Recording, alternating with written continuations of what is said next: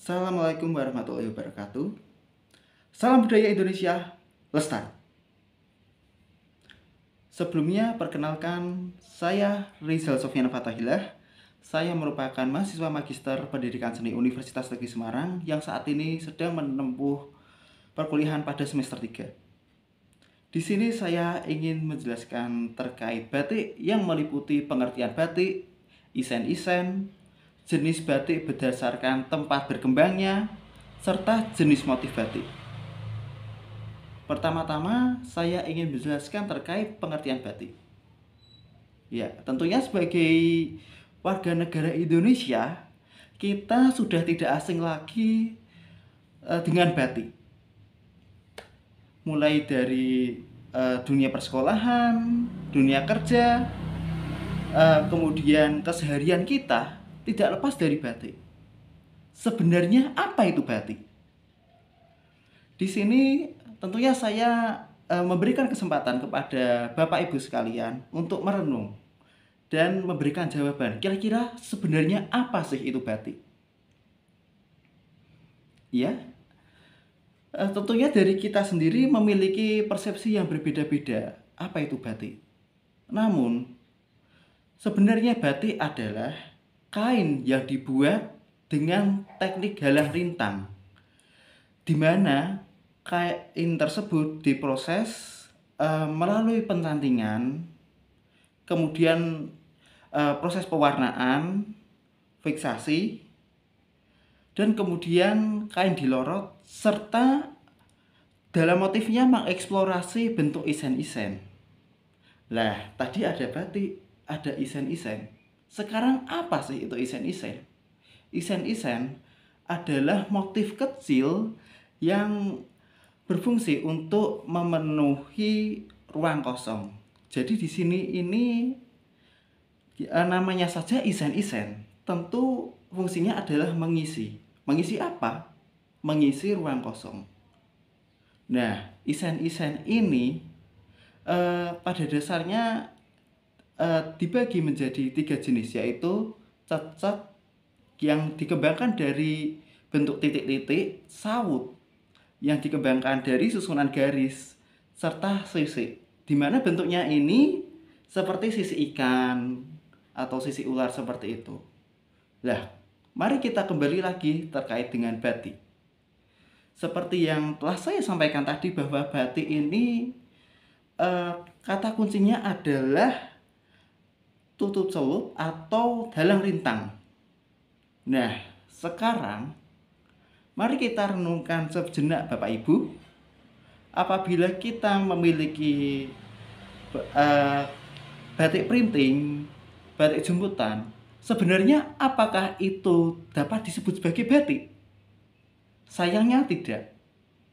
Menurut UNESCO, yang diakui batik adalah yang diproses melalui teknik tutup celup atau halang rintang. Dan prosesnya ini dengan melalui penutupan permukaan menggunakan malam. Malam yang digunakan adalah malam panas. Sehingga dengan demikian batik jemputan maupun batik printing tidak dapat disebut sebagai batik. Lalu disebut apakah batik printing itu? Yang benar adalah kain motif batik. Kemudian yang kedua, saya ingin masuk dengan jenis batik berdasarkan tempat berkembangnya. Baik, berdasarkan tempat berkembangnya, pada mulanya batik dapat dibagi menjadi 2, yaitu batik pedalaman dan batik pesisir. Sebenarnya apa yang membedakan antara batik pedalaman dan batik pesisir? Baik, kita mulai Bapak Ibu terkait batik pedalaman. Batik pedalaman adalah batik yang berkembang dari lingkungan keraton.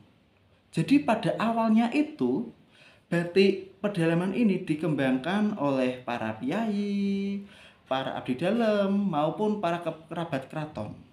Di mana dalam prosesnya ini dilakukan oleh orang tertentu dengan ritual tertentu, serta di dalamnya memiliki banyak filosofi. Motif yang dimuat dari batik pedalaman ini tidak dapat kita identifikasi secara eksplisit. Dan motif batik pedalaman ini atau batik pedalaman ini uh, mengembangkan atau memanfaatkan warna-warna yang cenderung monokrom seperti warna coklat, kuning, kemudian coklat muda, atau juga dapat menggunakan warna-warna klasik seperti biru maupun merah tua. Nah, tadi ada batik pedalaman, di mana batik ini dikembangkan di daerah Keraton Solo maupun Jogja. Salah satu contohnya adalah batik Kawung, kemudian batik Truntung, atau batik Sidomukti, di mana batik Sidomukti ini yang biasa digunakan di pakaian Jawa saat pernikahan jari, di mana jari itu adalah batik Sidomukti. Contohnya seperti itu, Bapak Ibu.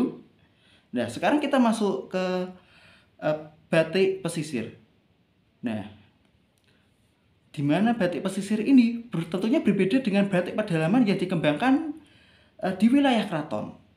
Nah, batik pesisir ini dikembangkan di luar keraton, sehingga batik pesisir ini tidak terikat dengan aturan-aturan tertentu, serta masyarakat luas secara umum bebas mengembangkan motif batik ini. Warnanya pun beragam, sehingga di dalam batik pesisir ini kita dapat menemukan warna-warna cerah seperti warna pink, warna biru muda, seperti itu, Bapak Ibu. Nah, di dalam batik pesisir ini kita dapat mengidentifikasi motifnya dengan jelas. Seperti motif bunga kita dapat mengenali. Nah, contoh dari batik pesisir ini mungkin Bapak Ibu sekalian memiliki jari yang biasa digunakan untuk menggendong bayi. Nah, itu adalah salah satu contoh batik pesisir. Apa itu? Itu adalah motif Jawa Hokokai. Atau contoh lain adalah jika Bapak Ibu memiliki batik Pekalongan atau batik Lasem, itu juga contoh dari batik pesisir.